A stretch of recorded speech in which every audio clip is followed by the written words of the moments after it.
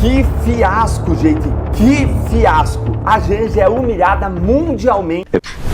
Já que o pobre que está no meio do mato não pode ir na cidade no dentista, que a gente vá até ele, sabe? Inclusive não faz mais molde de dentadura, agora escaneia a boca do cidadão e faz a foto de uma máquina 3D, o que é uma coisa que nem a dentadura do Trump é igual essa. Então... Da Malu Gaspar, no jornal Globo, dizendo que a decisão do ministro Moraes, do Supremo, essa de proibir o Flávio Bolsonaro de visitar o Jair Bolsonaro, provocou indignação entre aliados, segundo a Malu. Mas, segundo a reportagem, a decisão faz da ex-primeira-dama a principal interlocutora do marido em um momento importante dessa guerra travada com Flávio Bolsonaro, com o avanço do calendário eleitoral na definição de palanques estaduais e na realização de convenções partidárias. Por quê? Porque, embora essa carta de Bolsonaro coloque Flávio como seu único porta-voz, e nas entrelinhas, na prática, Michele vai se tornar uma espécie de interlocutora privilegiada com acesso direto ao marido, que Flávio não terá, pelo menos, até o primeiro turno das eleições presidenciais. O que os eleitores acham da atuação da primeira-dama, Janja da Silva, no governo. 52% dos que conhecem Janja desaprovam a participação dela no governo Lula. 31% disseram que aprovam. 17% não souberam responder. A primeira-dama Janja e sua equipe têm o costume de viajar com passagens aéreas compradas em cima da hora. De 144 viagens feitas pela primeira-dama e seus assessores em voos comerciais até agora, 140 foram compradas com 15 dias de antecedência ou menos. Vale lembrar que a prática de comprar passagens poucos dias antes da data marcada para a viagem acaba aumentando os custos. A compra em cima da hora ocorreu, inclusive, em ocasiões nas quais Janja viajou para eventos internacionais preparados com antecedência, como em Roma e Paris. Quando ela foi às Olimpíadas, vocês lembram que ela acionou o Itamaraty para ir para as Olimpíadas, não é mesmo? Lembro. Porque ela não é do governo, portanto ela não representa nem o governo, ela representa a máquina estatal, porque ela é a primeira-dama, mas o governo, aquele que precisa passar pelo pleito para ser chancelado pelo povo, não. Ela é esposa do cara, ela não é o cara. Sendo assim, Janja, eu sei que você não gosta de ser chamada de primeira-dama, mas é somente o que você é em uma das piores do nosso país. Ela acionou o Itamaraty para tentar entrar ali no evento das Olimpíadas e aí, por isso, ela justificou depois, quando saiu o gasto absurdo da ida dela às Olimpíadas de Paris, ela justificou isso, né, que o prazo estava muito em cima. Mas, Luiz Arthur Nogueira, me chamou a atenção que eu acho que essa prática nem os super ricos têm, hein? Pois é. É legal, Geise, a gente explicar como é que funciona esse mercado de passagens aéreas, né? Quanto mais perto da data da viagem, normalmente você paga mais caro. Por quê? Porque as companhias aéreas trabalham com um algoritmo. Como é que funciona? Vamos pegar hipoteticamente um avião com 200 lugares, tá? Ele está vazio, esse voo vai acontecer daqui a 1 ano. Começa a vender agora as passagens. As primeiras, isso é hipotético, tá? As primeiras 20 passagens são as mais baratas. Depois que vende as primeiras 20, o algoritmo automaticamente já joga o preço para cima. Vende mais 20, sobe mais um pouco, mais 20, mais 20, mais 20. Quando bate um percentual que cada companhia tem o seu, vamos lá, hipoteticamente 70% do voo está vendido, a companhia aérea passa a ter lucro naquele voo. Os 30% restantes dos assentos é lucro puro. E aí as companhias aéreas jogam o preço lá para cima. Para quê? Para pegar o desesperado que precisa viajar em cima da hora, que não conseguiu planejar a viagem, ele vai pagar o preço que for. Seja ele pessoa física, seja a empresa que precisa mandar um funcionário, um executivo para fazer um contrato, alguma coisa. E aí que ela ganha dinheiro. É aí que a companhia aérea ganha muito dinheiro. Portanto, nós, pobres mortais, quando nós vamos viajar, a gente faz tudo com planejamento, com antecedência, para pagar o quê? Mais barato a passagem. Só compramos em cima da hora quando é uma emergência, algo realmente inesperado, que você precisa viajar da noite para o dia. Muito bem, o que faz a Janja? Como o dinheiro não é dela, o dinheiro é nosso, tá nem aí. compra tudo em cima da hora, portanto paga sempre mais caro. Insisto, tudo é legal. Primeiro que ela não tem cargo público. Primeira-dama não é cargo. Portanto, ela não poderia usar dinheiro público. Usa, é ilegal. Não presta contas porque não tem cargo público, o que é ilegal. E ainda compra em cima da hora, dando um tapa na nossa cara. Ou seja, nós, contribuintes, bancamos as viagens caras da Janja compradas em cima da hora. No final desse vídeo eu vou te contar uma coisa que você não sabe sobre ele não. Sobre ela, a Janja. Mas até lá, vamos lembrar algumas coisinhas aqui. Essas foram as reações da primeira-dama enquanto estavam acontecendo as tragédias do litoral de São Paulo. E literalmente no mesmo dia das tragédias do Rio Grande do Sul, onde tinham crianças morrendo, gente desaparecida.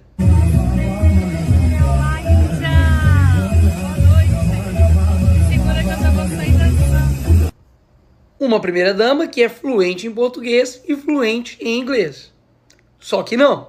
Tinha trilhado um caminho, tinha abrido aquela... A gente acaba sendo um pouco irresponsável com isso, entendeu? De colocar ele dentro de uma aeronave com esse tanto de problemas. Mas eu tô aqui no Central Park para fazer importantes chamados aos cidadãos globais. Action to end poverty now and to combat climate change. Enjoy the festival.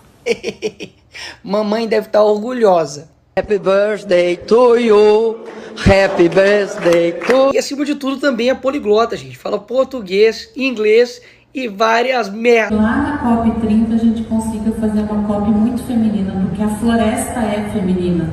A floresta é feminina. Então quer dizer, agora que a floresta amazônica ela é feminina. Então assim, não sei se tá sabendo, mas a Amazônia tá pegando fogo. Segundo a Janja, vocês estão deixando a mulher pegar fogo aí, gente. Pelo amor de Deus. Primeira-dama que para poder bancar suas festinhas utiliza o seu dinheiro.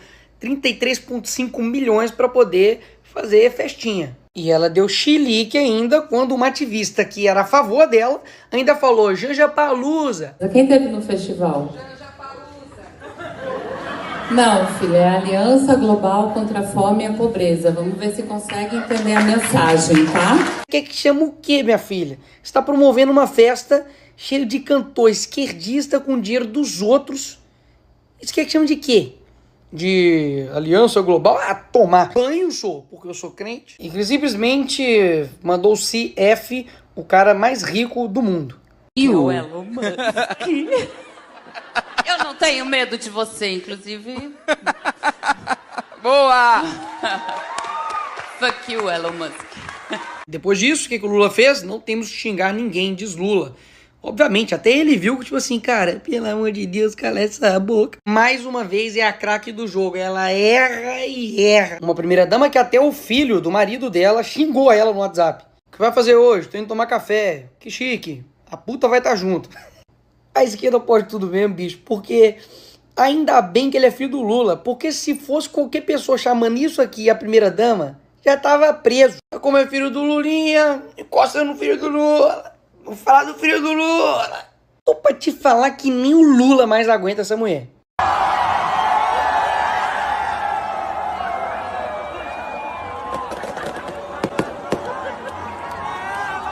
Calma, chegou finalmente o que eu falei com vocês que eu iria falar que você não sabia sobre a Janja. Há um tempo atrás ela deu uma reclamada porque ela não tinha gabinete, gente. A primeira-dama não tem gabinete.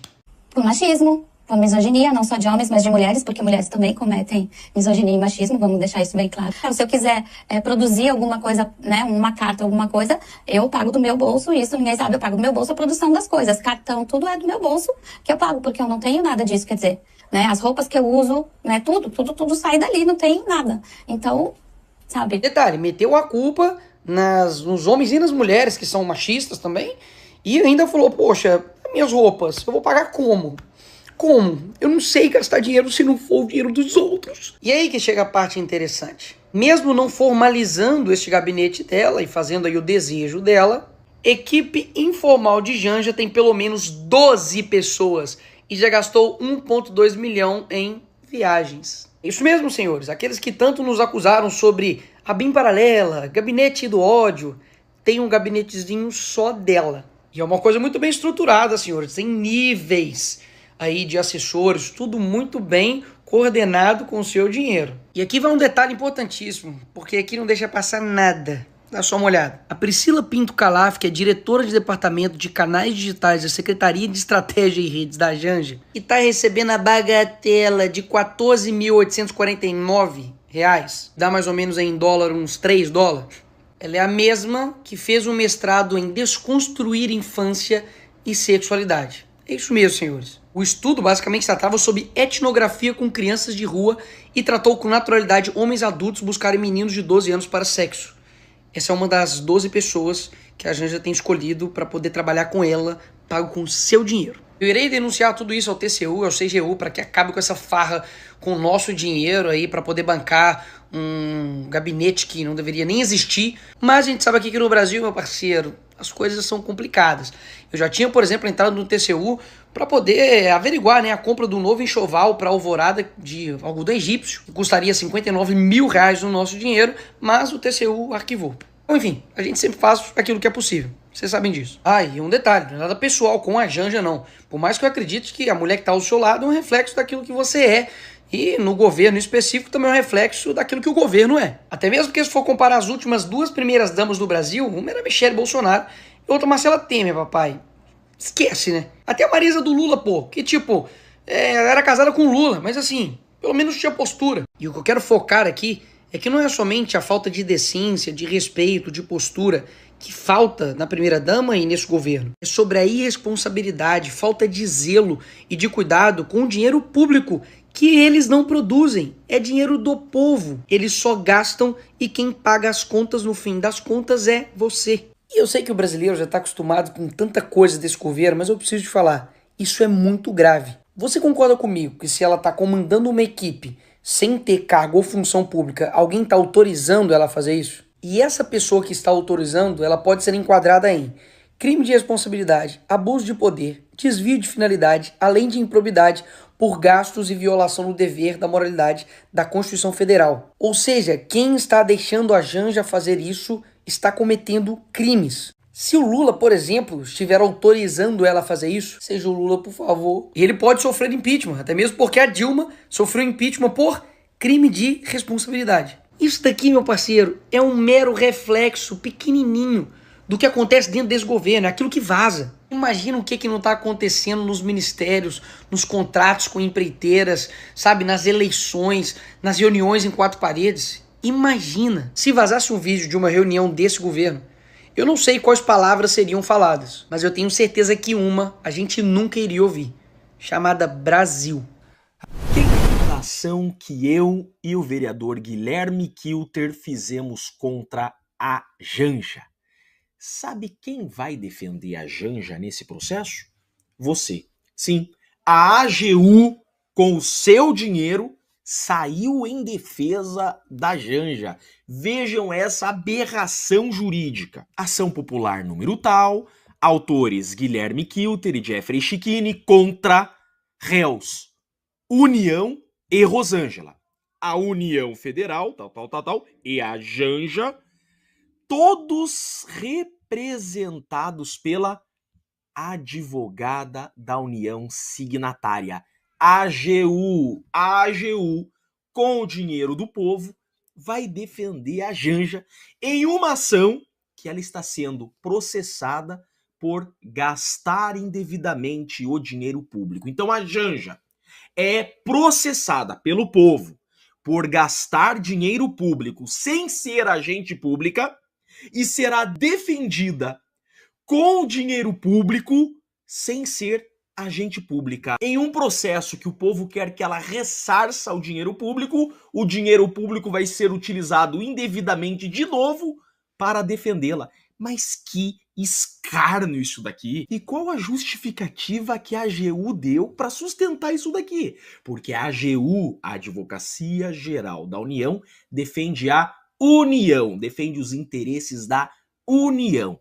A Janja, mais conhecida como esbanja, porque é isso que ela faz todos os dias, esbanja com o dinheiro público, não é agente público. Ela não exerce nenhum cargo ou função pública. Como ser defendida pelo Estado, pela AGU? Sequer a Defensoria Pública poderia defender a Janja, porque ela tem bastante para contratar um advogado particular. Vejam isso, a AGU fez um tópico específico para justificar por que vai defender a Janja, ó, da representação da ré Rosângela Lula da Silva pela Advocacia Geral da União na condição de cônjuge do presidente, ou seja, na condição de mulher do presidente, não de agente público. Em primeiro lugar, esclareça-se que a representação judicial da ré, na sua qualidade sui generis, ou seja, qualidade nenhuma, né, está sendo feita pela AGU nos termos, todos esses artigos aqui que eles citam, não assegura, não garante a defesa da Janja, tá? Tudo para inglês ver, jogaram uns artigos ali, mas se você vai ler os artigos, nada disso sustenta essa defesa da Janja com dinheiro público. Para que a AGU atue como representante do agente público, óbvio, agente público, é necessário que o interessado faça um requerimento administrativo de representação judicial. Sim, agente público. O qual é analisado por um advogado da União, membro efetivo da carreira, que tem o seu parecer submetido ao superior hierárquico, sendo certo que todos atuam com independência técnica e jurídica. Perfeito, perfeito. Nesse sentido, a AGU apenas está autorizada a representar judicialmente os agentes públicos federais, no caso, honorificamente. Sabe o que eles falaram aqui? Que a Janja, por ser a mulher do presidente, ela se considera uma agente pública federal honorífica. Isso, é uma agente de honra. Ela é uma agente pública de honra.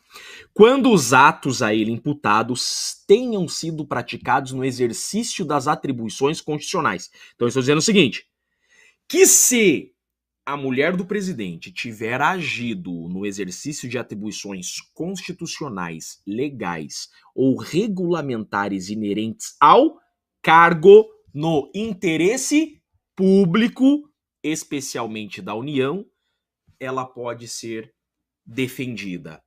Pera, dá uma olhadinha nisso daqui. Primeiro que a Janja não é agente público, né? Isso ninguém tem dúvida. Olhem as viagenzinhas que nós estamos questionando. Nova York, de 9 a 16 de março. Ministério Mulheres. Há uma ministra nesse ministério e não é a Janja. Paris, 26 a 30 de março. Relações Exteriores. Há um ministro nas Relações Exteriores e não é a Janja. Roma. Olha, só viaja para lugar ruim, né? Você vê? Não tem viagem aqui para Gaza, né? Paquistão. Desenvolvimento e assistência social, família e combate à fome. Tudo a ver com a Janja. Moscou. Foi lá para perto do parceiro, né? Do companheiro. 2 a 7 de maio. Relações Exteriores. Janja, o que você tem a ver com essas viagens? Porque uma coisa é, acompanhou o presidente. Veja, nós estamos questionando essas viagens aqui, ó, que a Janja foi antes ou sozinha. Ela não foi de cônjuge. Ela não foi acompanhando seu esposo. Ela foi ou dias antes, em um avião da FAB, um avião gigantesco, um jato, que cabem 200 pessoas, antes ou sozinha, sem o presidente da República. Isso daqui é uma esbanja com o dinheiro público. Aí disse a AGU, neste caso, após análise do requerimento da Janja, foi deferido o pedido de representação com o dinheiro público. O dinheiro público sendo utilizado indevidamente para defender a Janja em um processo em que ela é acusada de ter gastado indevidamente o dinheiro público. É mole? É mole um negócio desse? Isso daqui é um escarro na cara do povo, né? Mas calma que vai piorar. A AGU diz o seguinte, que não houve dano ao erário, não houve dano ao patrimônio público, não houve gasto indevido com essas viagens em hotéis de luxo, com jato da FAB para carregar 12 pessoas. Com efeito, a lesividade ao patrimônio público constitui um pressuposto ou requisito específico dessas ações. Sim, por isso que nós ingressamos com essa ação. Ela deveria ter viajado de Latam, de Gol, de Azul, não de jato com o dinheiro do povo para fazer turismo.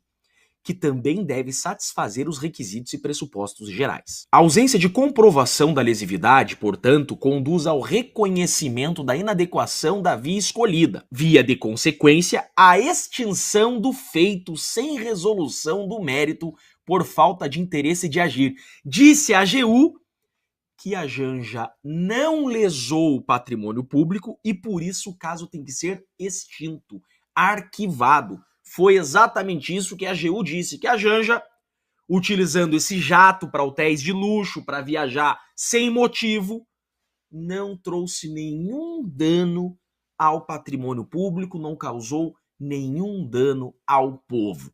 Vejam só, isso é ou não é um país eco-socialista? O governo defendendo uma pessoa que não é agente pública e ainda a AGU sai em defesa dessa gastança. A AGU que tem a finalidade precípua de defender o dinheiro público. A AGU existe para proteger o erário, para proteger o patrimônio público, proteger o dinheiro do povo. Está saindo em defesa daquela que está torrando o dinheiro público sem ser agente pública, sem ser pessoa com legitimidade para representar o Estado. Isso aqui é aberrante e constitui, obviamente, por si só, mais uma violação à lei. Sim, o advogado-geral da União, ao sair em defesa da Janja, está praticando, em tese, improbidade administrativa. Olha só, mais uma improbidade administrativa, agora do AGU, que está saindo em defesa de uma pessoa que não é agente público. Artigo 10 da Lei de Improbidade Administrativa. Constitui ato de improbidade administrativa que causa lesão ao erário. Qualquer ação ou omissão dolosa que enseja efetiva e comprovadamente perda patrimonial, desvio. É isso que está acontecendo. Desvio. Usar dinheiro público. Usar a instituição AGU para proteger e defender a Janja. Isso aqui traz prejuízo aos cofres públicos, desvio de finalidade da instituição, isso é improbidade administrativa, inclusive, em tese, para o próprio AGU.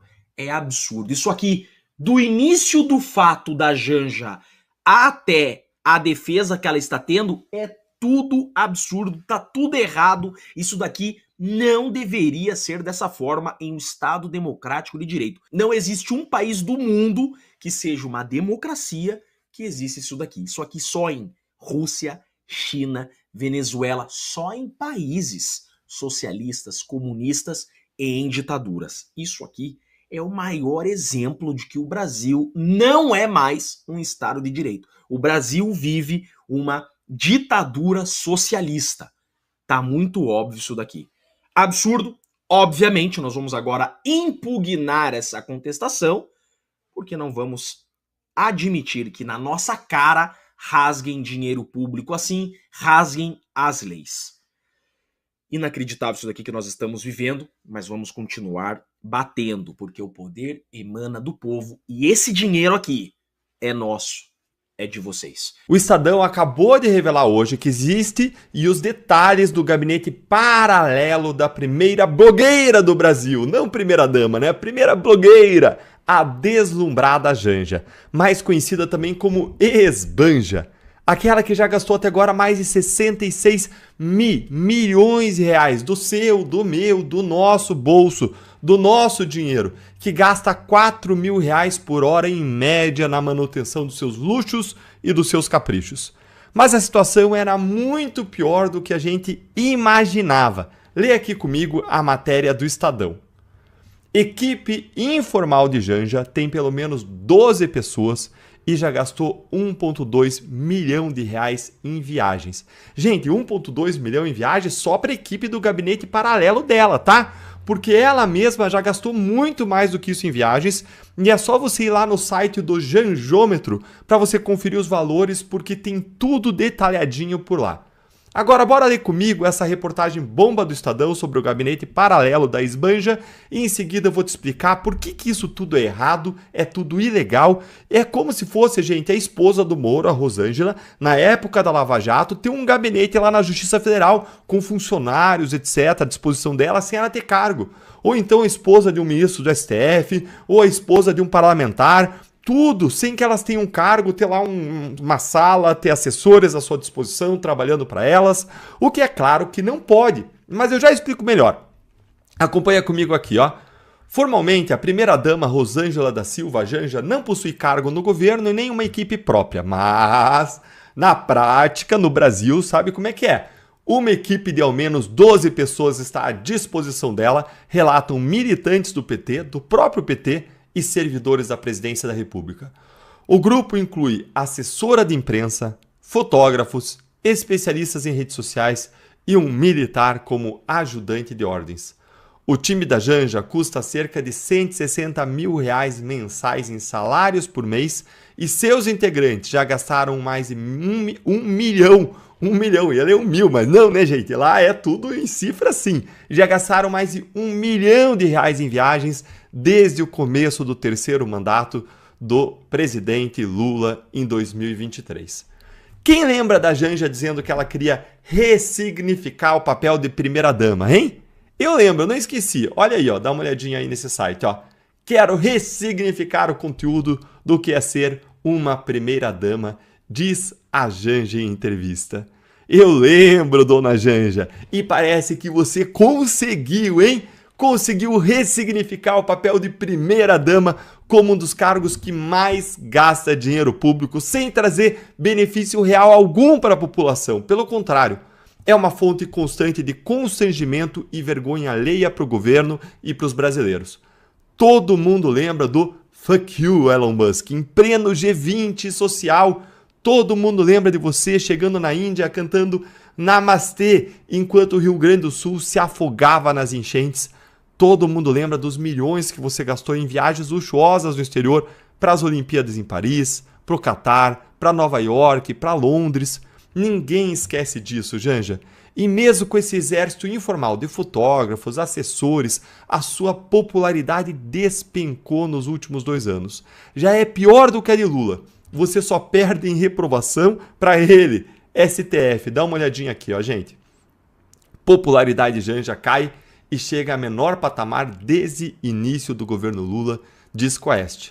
Agora vem aqui comigo para dar uma olhadinha nesse fio aqui do Guilherme Kilter lá no X, no ex-Twitter, para você conhecer quem é quem no gabinete paralelo da Janja. Veja só isso, se não é realmente algo para deixar os brasileiros indignados com como o nosso dinheiro está sendo gasto, ou melhor, como o nosso dinheiro está sendo desperdiçado.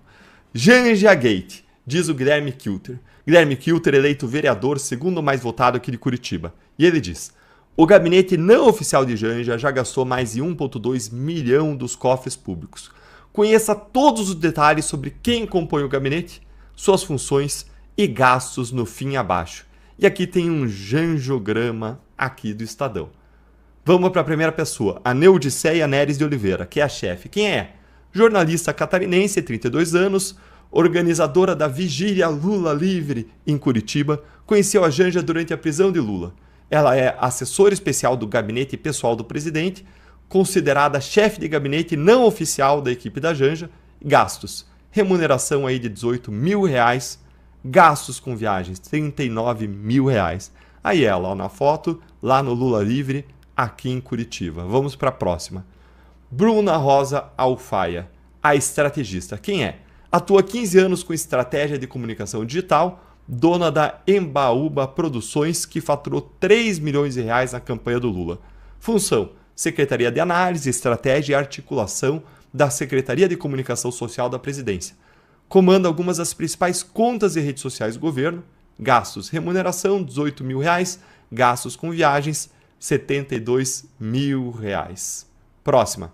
Priscila Pinto Calaf, parceira da Bruna. Quem é? Mestre em Antropologia pela UNB, com o tema Desconstruindo a Infância e Sexualidade com Meninos e Meninas de Ruas.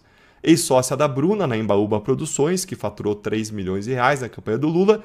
é diretora do Departamento de Canais Digitais da Secretaria de Redes, chefiados por Bruna. Gastos: remuneração de mais de R$14 mil, quase 15. Gastos de viagens, R$70 mil. Vamos à próxima. Cláudio Adão dos Santos Souza, o fotógrafo. Quem é? O Claudinho é o principal acompanhante de Janja. Função é fotógrafo oficial da primeira-dama. Gastos: remuneração bruta, R$14 mil, quase 15. Gastos com viagens, R$182 mil. Próxima. Juliana Aporta Gaspar, coordenadora de redes. Quem é? Jornalista e social media. Função: coordenadora de redes digitais da Secom, acompanhante das viagens da Janja. Gastos: remuneração de quase R$15 mil. Gastos com viagens, R$152 mil. Tá quase acabando, gente. Aguenta, mas é para você ver o absurdo. Vale a pena você passar os olhos nisso, tá? Júlia Camila Fernandes da Silva. Quem é? Internacionalista, ou seja, se formou em Relações Internacionais, gestora de planejamento. Função: assessora especial do Gabinete Pessoal da Presidência. Remuneração de quase R$15 mil. Gastos com viagens, R$75 mil.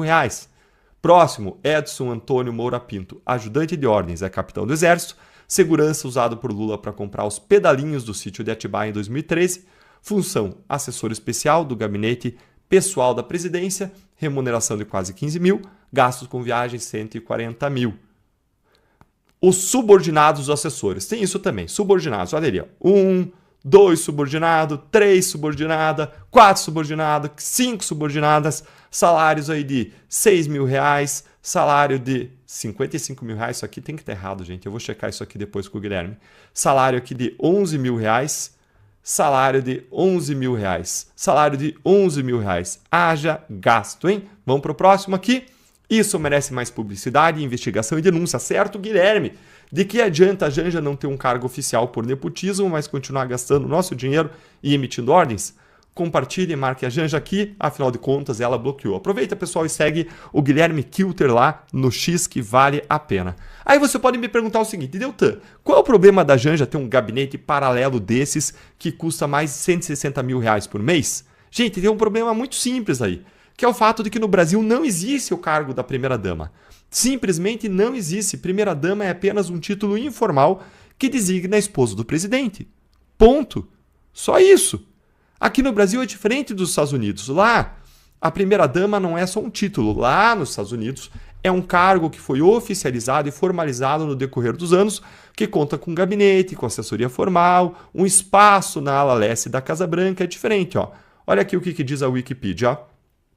O gabinete da primeira-dama lá nos Estados Unidos é a equipe responsável perante a primeira-dama dos Estados Unidos. Tem suas responsabilidades, embora não sejam constitucionalmente mandatados, cresceram à medida que o papel da primeira-dama cresceu e se formalizou ao longo da história. O gabinete da primeira-dama é uma entidade do gabinete da Casa Branca, parte do gabinete executivo do presidente e está lá na ala leste. Isso é nos Estados Unidos. E aí, gente, além de a gente ter esse problema de não ter um cargo formal no Brasil, não tem nada previsto em lei, então, de modo que a gente não tem como saber quais são os direitos e deveres da primeira-dama, ou o que ela pode ou não pode fazer, a questão é como que a gente pode fiscalizar ou não o trabalho dela? Quais são os órgãos públicos que fiscalizam o trabalho e as contas da primeira-dama? Quem que aprova ou desaprova as contas dela? O que a gente tem aí é um grande problema de transparência, de fiscalização, uma zona cinzenta gigante, que é agravada pelo fato de que Lula colocou sigilo de 100 anos sobre a agenda da Janja. É, gente, sigilo de 100 anos. Aquele mesmo que o Lula disse que iria acabar no primeiro dia do governo dele. Aquele que Lula adorava criticar no Bolsonaro, mas que aí Lula seguiu aplicando da maneira mais hipócrita possível desde o começo do seu mandato. O que a gente tem, gente, portanto, é uma primeira-dama que quer ter todos os benefícios, benesses, luxos do cargo sem nenhum tipo de fiscalização e de transparência. Algo que é absolutamente intolerável em uma república democrática. Esse é o grande problema com os gastos da Janja. Ela não pode fazer o que ela quiser, principalmente pelo fato de que ela não é um agente público formal, mas ela gasta como o mais nababesco deles. Tradicionalmente, as primeiras damas brasileiras elas têm feito um trabalho informal relacionado a causas sociais, em favor de pessoas vulneráveis, como fazia Ruth Cardoso, ou pessoas com deficiência, como fazia Michele Bolsonaro, mas é um trabalho informal, de ir a eventos, divulgar, conscientizar, e não de fazer agendas oficiais de Estado ou de governo. Nossa 10 e faixa ataca novamente.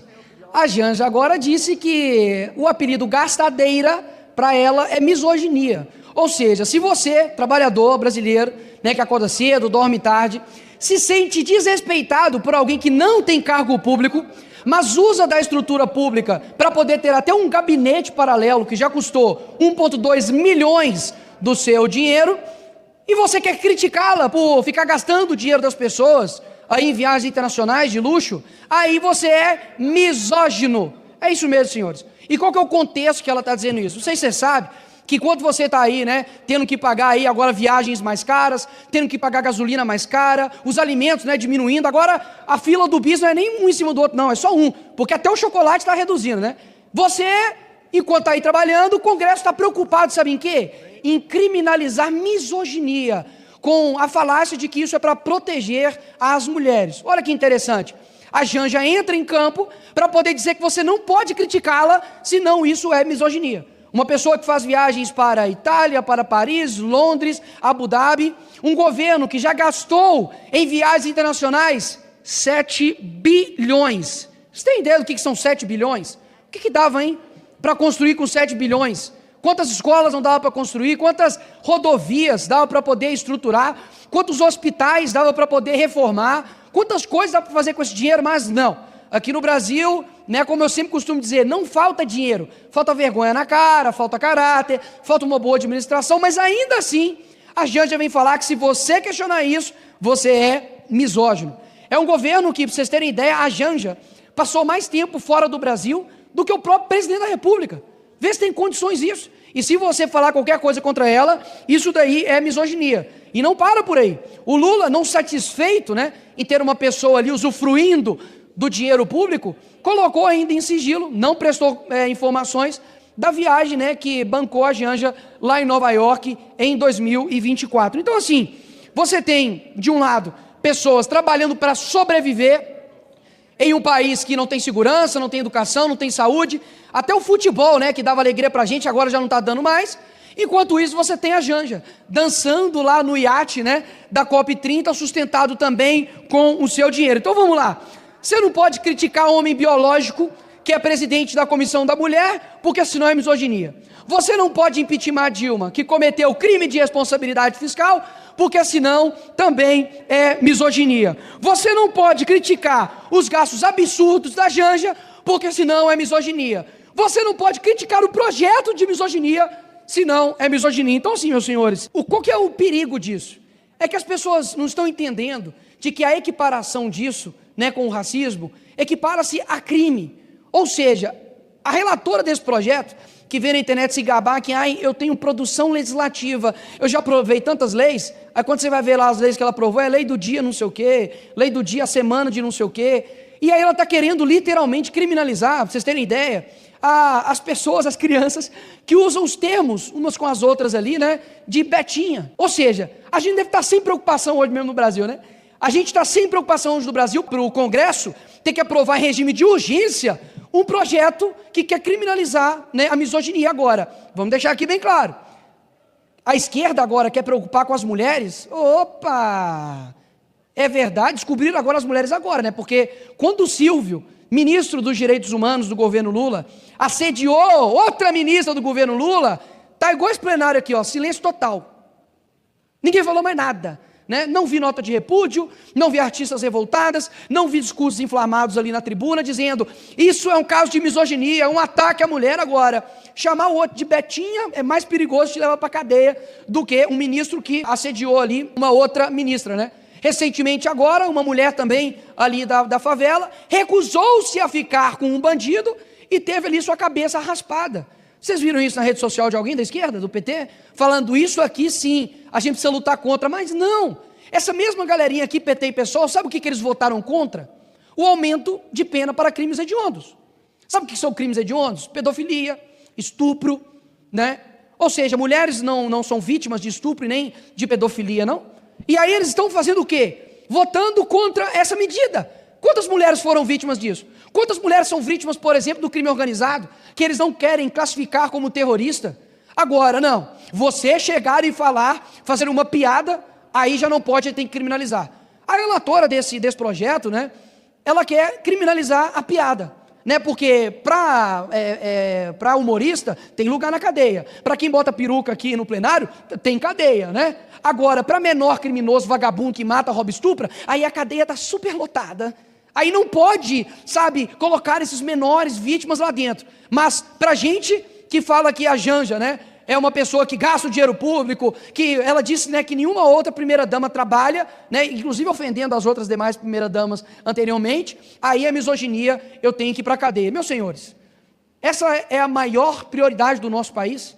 É isso mesmo que a gente tem que discutir aqui, gastar o erário público, né? Aqui, ó, tem iluminação, tem toda a estrutura aqui para poder funcionar, para poder ficar discutindo isso. Realmente, isso é inacreditável. A mesma esquerda está querendo criminalizar, né, piada, criminalizar que você critique alguém que está torrando o seu dinheiro. Eles são contrários à redução da maioridade penal. Aí eu te pergunto, quantos menores já fizeram mulheres de vítimas? A gente teve recentemente agora uns meninos, né, menores de idade, criminosos, vagabundos, que abusaram de uma criança de 7 e de 10 anos. Vai me falar qual revolta que teve? O presidente da República, né? Ele é ávido, né, para falar do Neymar, né? Ele é ávido para poder falar do Trump. Mas casos que realmente importam, como esses, é silêncio total. Secretaria de Comunicação do governo não fala nada, não vejo nenhum discurso ali inflamado, não vejo nada. E sabe qual que é a solução deles para isso? Nada. E eu te pergunto, esse projeto, ele quer realmente proteger as mulheres então? Claro que não. No fim das contas, tudo deságua para uma mesma coisa, né? Então, a gente precisa, por isso, regularizar as redes. O que uma coisa tem a ver com a outra? Eles querem controlar o que você vai fazer e o que você não vai fazer, o que você vai falar e o que você não vai falar.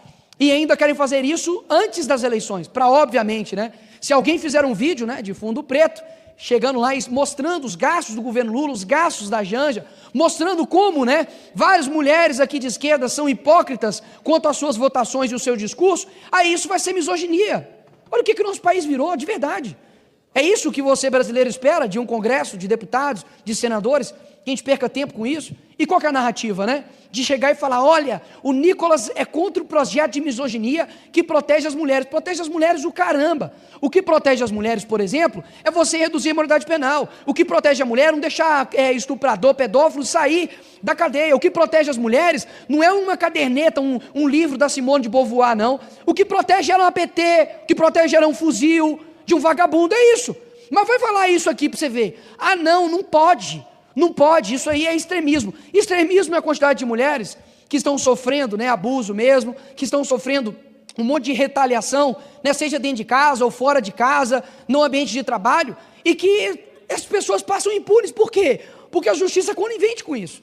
E quem tem um peito para poder chegar aqui e falar que a justiça está sendo conivente com essas pessoas que estão cometendo crimes? Qual que é a solução que a esquerda tem oferecido durante todos esses anos? Inclusive, a gente está no recorde, né, aí de feminicídio. Eu não gosto muito dessa palavra, porque para mim, quem mata, não mata por gênero, mata porque ele é um criminoso. Agora, bateu recorde de feminicídio neste governo. O que eles têm apresentado para vocês? Absolutamente nada. Então, deixar aqui algo bem claro, tá? Disse anteriormente que eu ia não somente votar, e votei contra esse projeto, estou trabalhando para poder esse projeto não ser votado, afinal de contas, é um desserviço para a sociedade brasileira, e eu não vou, de forma alguma, me sentir, sabe, oprimido pelas narrativas que vêm até nós, porque eu sei o que vai acontecer. Qualquer notícia que mostrar agressão contra a mulher, algo ruim, um crime contra uma mulher, vão falar, ai, se tivesse aprovado o PL da misoginia, isso não teria acontecido. Ou olha, o Nicolas votou contra a proteção dessa mulher. Isso aí, meu amigo, narrativa por narrativa, a gente está enfrentando, vai mostrando a verdade para as pessoas. Mas o fato é, se um projeto está sendo apoiado pela Janja, pode ter certeza que agora ficou muito mais fácil de votar. A gente vai votar, obviamente, se isso vier a plenário, não. E espero que não tenha isso, porque além de ser uma perda de tempo, é você realmente enganar, mentir para as mulheres desse Brasil. E graças a Deus, elas nos ouvem muito mais do que vocês que ficam usando elas para poder fazer palanque político. Misoginia é o caramba. Isso aí é mais uma coisa para poder ficar controlando o que as pessoas falam e o que as pessoas não falam. Quer fazer algo real contra as mulheres? Comecem dando coerência nos seus votos aqui. Até lá, num passo de narrativa. E mais uma vez, muito obrigado, Janja, por mais esse golaço. Obrigado, presidente.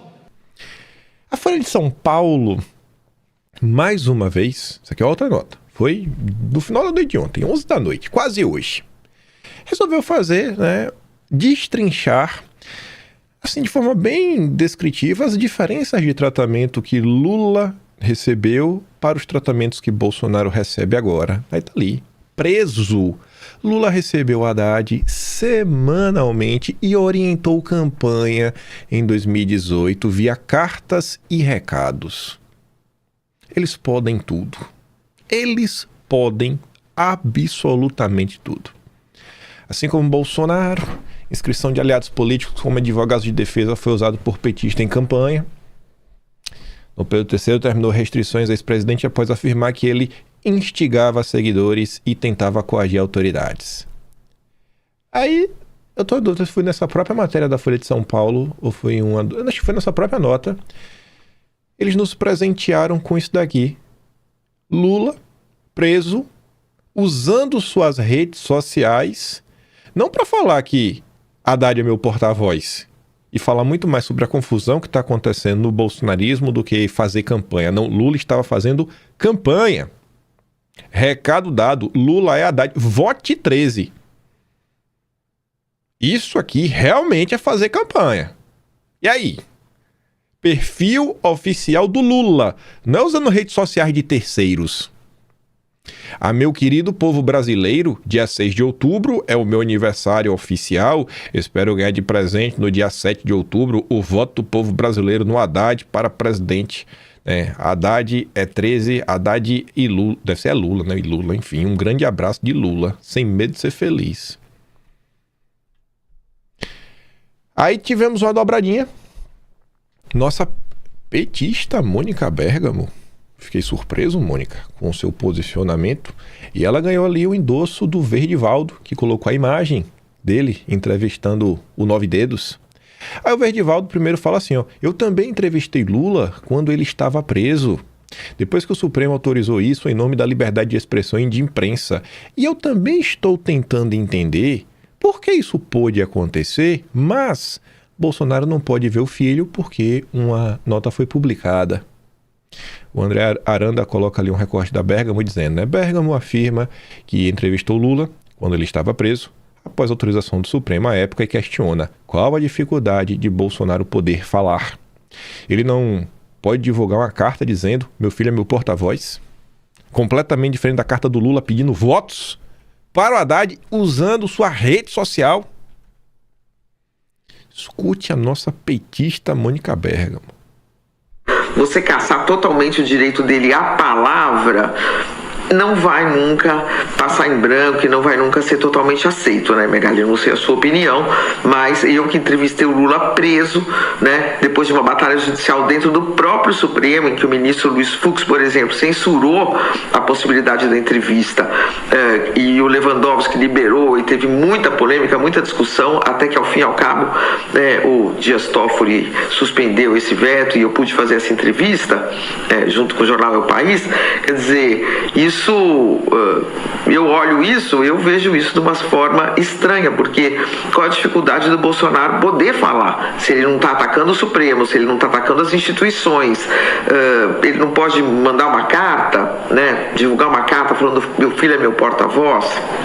Então é isso, vai ser polêmica mesmo essa medida e vai ter muita discussão ainda. Vai ser polêmica, né? Quem escreveu um texto maravilhoso, de verdade, viu? De verdade. Fiquei muito surpreso aqui com o Mário Sabino, porque não é um texto só que ele expõe os absurdos em relação a Bolsonaro, mas ele bota assim um dedinho na ferida, ó, e gira assim um dedo, ó, dos isentões, falando, ó, vocês são um problema. Vocês, isentões, vocês são a pior desgraça que existe nesse país. Eu falei, chegou o dia, né? Quem lava as mãos, né? A turma aí do bloco Pôncio Pilatos é um dos principais problemas desse país. Aí ele escreveu ontem, Bolsonaro é perseguido político ao qual negam o direito de ver o filho. Não é supostamente, não é parece, talvez, não é uma pergunta, é uma afirmação. É falar o que as coisas realmente são. Dom Pedro III suspendeu por 90 dias as visitas de Flávia Bolsonaro por causa da carta de apoio do pai divulgada pelo filho e ainda mandou investigar o candidato ao Palácio do Planalto por ter feito propaganda antecipada. Faz aquele resumo. O ministro certamente não assiste às propagandas oficiais do governo Lula a esta altura do ano eleitoral. Aí que ele já começa a falar dos isentões. Só os ingênuos podem acreditar que um tribunal político como o Supremo toma decisões no interesse exclusivo da justiça. Os ingênuos vão dizendo, não, meu Deus, está democrático de direito, né? Olha, parece que a democracia está em risco. Entre os não ingênuos, estão evidentes os 2 pesos e as 2 medidas. Em 2018, quando Lula estava preso em Curitiba, ele recebeu 572 visitas. Como lembrou Moro, os visitantes à saída da cadeia davam entrevistas sobre o que Lula havia dito. O então advogado de Lula, Zanin, hoje ministro do Supremo, chegou a ler cartinha do cliente diante de câmeras de TV. Se Deus escreve certo por linhas tortas, as nossas divindades supremas do Monte Olimpo do Supremo Tribunal Federal escrevem errado por linhas certas. Traduzindo, aos amigos a lei, aos inimigos os rigores da lei. Essa parte agora eu achei interessante. Ou na versão do italiano Giovanni Giolitti, aos amigos a letra da lei, aos inimigos a interpretação da lei, que é o que acontece no Brasil. É como se pautam tanto Alexandre de Moraes como o senhor Flávio Dino, que, em timing perfeito, partiu para cima de Valdemar Costa Neto, presidente do PL, a pretexto de acabar com a farra da indicação irregular de destinação de emendas parlamentares. Tudo fica bem mais justificável quando se tem pela frente cidadãos desse naipe. Você vê que ele não suporta o Valdemar. Mas não é a qualidade moral do outro que deveria servir a juízes, nem o seu lado político, uma vez que magistrados pairariam sobre convicções partidárias. Não é assim que ocorre no Brasil desde há muito tempo. E só os ingênuos, os isentões, repetindo, não enxergam a conveniência na aplicação dos rigores da lei neste período que antecede a batalha pela presidência da República, pela totalidade da Câmara dos Deputados e por 2/3 do Senado, onde serão jogados os destinos de ministros do Supremo. Ao impedir que Flávio visite o pai até o intervalo que separam o primeiro do segundo turno, Moraes praticamente retira Bolsonaro das articulações eleitorais. Lula, no entanto, pôde fazê-lo há 8 anos. Haddad visitou 21 vezes na prisão e de lá saía com instruções e declarações do condenado. Foram raros os rigores da lei que couberam ao chefão petista. Nunca o da suspensão de visitas familiares, e foi um escândalo quando lhe negaram o direito de ir ao velório do próprio irmão. A decisão de Moraes reforça a percepção de que Bolsonaro é perseguido político. Não um suposto, ele é um preso, um perseguido político.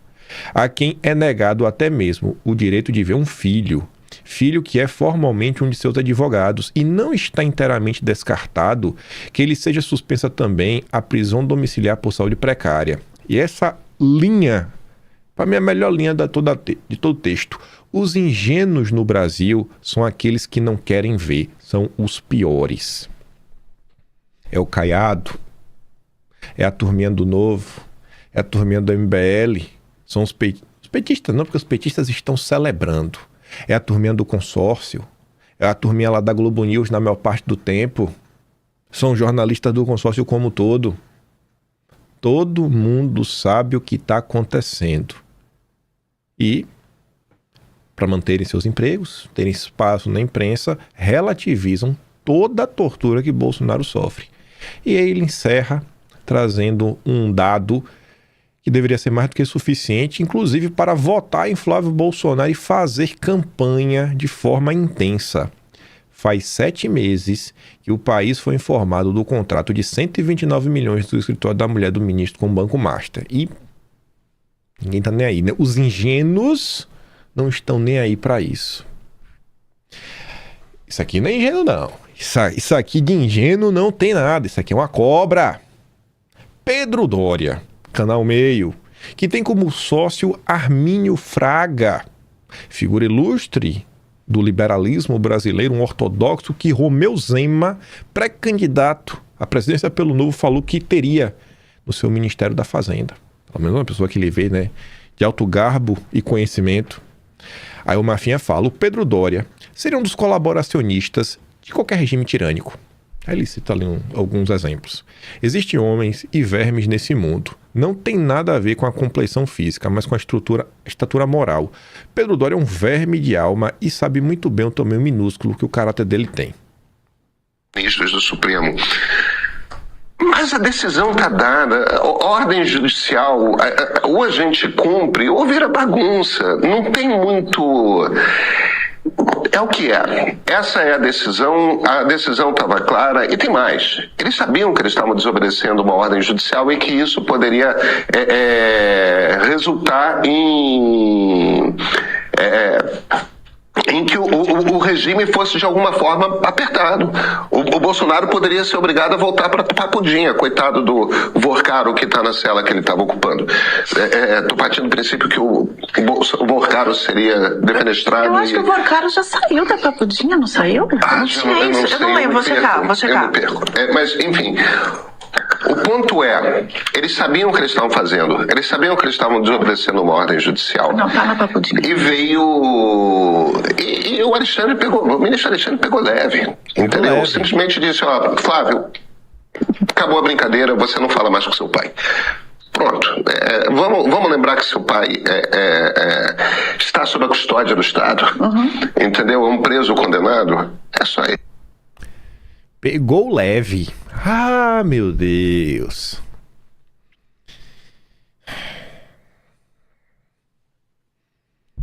Se um dia alguém tiver oportunidade, eu espero que apliquem no Pedro Doria o tratamento que ele defende.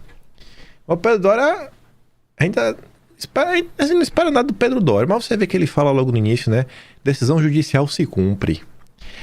Aí quando você vê isso, aí você lembra, né? Pô, Pedro Doria, Arminio Fraga, os banqueiros aí, tudo mais. Aí você pensa em outros banqueiros, né? Itaú, Santander, Bradesco. A turma aí que hoje é basicamente dona do Estadão também. Decisão judicial se cumpre. Decisão judicial se cumpre. Rapaz, lá o título do editorial do Estadão de hoje parece até que combinado. Parece até combinado. Quando eu li isso aqui, eu falei, não é possível. Eu jurava que o Estadão hoje iria relembrar que em julho de 2025 eles haviam publicado um editorial já questionando a censura imposta a Jair Messias Bolsonaro sobre essa história aí de vai falar nas redes sociais, então ele não pode dar entrevista, então é censura, então isso, então aquilo outro. Mas não, o Estadão fingiu que não escreveu o que escreveu e entrou em campo para defender essa decisão absurda. Aí começa, no Pedro III, né, suspendeu as visitas de Flávio a seu pai. A medida foi tomada depois que Flávio divulgou em suas redes sociais o conteúdo de uma carta escrita pelo apenado e dirigida aos brasileiros no dia 11 passado. A divulgação ocorreu no mesmo dia em que Bolsonaro assinou o texto, a razão pela qual o ministro ordenou que a defesa do ex-presidente esclareça se ele tinha conhecimento prévio de que seu manifesto seria tornado público. Dom Pedro III tomou a decisão correta. Há um princípio elementar do Estado de Direito que antecede debates sobre penas, regimes de cumprimento, privilégios no cárcere ou simpatias partidárias. Decisão judicial se cumpre. Eu estou até na dúvida se foi o Pedro Doria que escreveu esse editorial. Pode-se recorrer dela? É só recorrer, gente. É igual é só recorrer. É só recorrer. É igual o inquérito da fake news. É só recorrer. 7 anos aberto. É só recorrer. As pessoas não têm acesso nem aos autos. Você vê o que o Mário Sabino escreve? Os ingênuos são os piores, que fingem que estamos vivendo sob o Estado Democrático de Direito. Aí vai, né? O que não se admite, em hipótese alguma, é descumpri-la unilateralmente, como se a Constituição Penal estivesse aberta à negociação, ou pior, ao exercício de um imaginário direito cívico, à insurreição. Fosse assim, seria a barbárie. Bolsonaro escreveu uma carta à barbárie. Foi esse primato civilizatório e nada mais que Moraes fez valer. Deveria ser ocioso lembrar que o senhor Bolsonaro foi condenado a quase 3 décadas de prisão em regime inicial fechado por tentar arruinar a democracia brasileira. Foi. Todo mundo sabe disso. Ele só cumpre a pena em prisão domiciliar por razão humanitária, em atenção ao seu quadro de saúde sabidamente delicado. Trata-se, portanto, de uma concessão excepcionalíssima do Estado e condicionada ao respeito estrito às restrições impostas pela Justiça, entre as quais a proibição de uso de redes sociais próprias ou de terceiros. Ressalte-se que Moraes foi cuidadoso. Olha só, rapaz. O ministro não afirmou que Bolsonaro descumpriu a restrição do regime domiciliar, apenas questionou sua defesa. Olha como ele é bonzinho. Quem descumpriu flagrantemente foi o Flávio. Tanto que, por hora, o atingido pela decisão do ministro foi o senador, não seu pai. É tipo falando da Janja. Não são as empresas. Não vai ser o cliente que vai pagar o imposto, são as empresas. É só a empresa que vai pagar o imposto, não é o cliente. Lógica da Janja. Diferentemente dos irmãos, Flávio tem acesso irrestrito a Bolsonaro porque figura formalmente como seu advogado, munido de procuração. O Buzilis é que, na prática, Flávio jamais atuou como defensor do pai em processo algum. A condição de advogado funciona como mero subterfúgio para manter Bolsonaro politicamente ativo a despeito de sua condenação criminal. Um expediente ardiloso que já era objeto de crítica deste jornal há 8 anos, quando quem estava preso era Lula. Tá bom. Uma leitura atenta e honesta da decisão de Dom Pedro III desfaz a caricatura de perseguição política que aliados do ex-presidente tentam desenhar. Então, eu não sabia que a Mônica Bergamo era aliada, Glenn Greenwald, eu não sabia que o Mário Sabino era aliado, eu não sabia, estou surpreso.